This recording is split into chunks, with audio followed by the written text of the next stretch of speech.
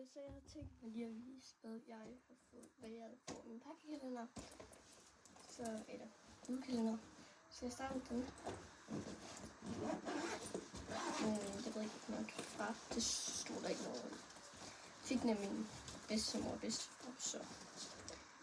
Okay, her er nummer 2. Jeg tror, det er noget lipgloss. En art. Så ja.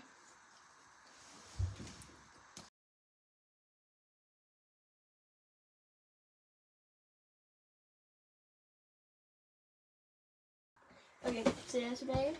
Jeg har lige snakket med min mor. Og så, det var jo kameraen, hun kom.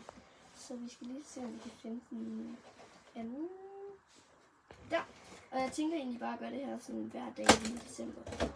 Og det er sådan en slik i. Det er sådan nogle mini-uler, som jeg ser. Og så, jeg ved ikke, om det er noget at se det sådan rigtigt, men jeg fik den her i den anden. Så det er sådan en lip liner. Og jeg tænker, det er en ret god farve. Så vi ses i morgen.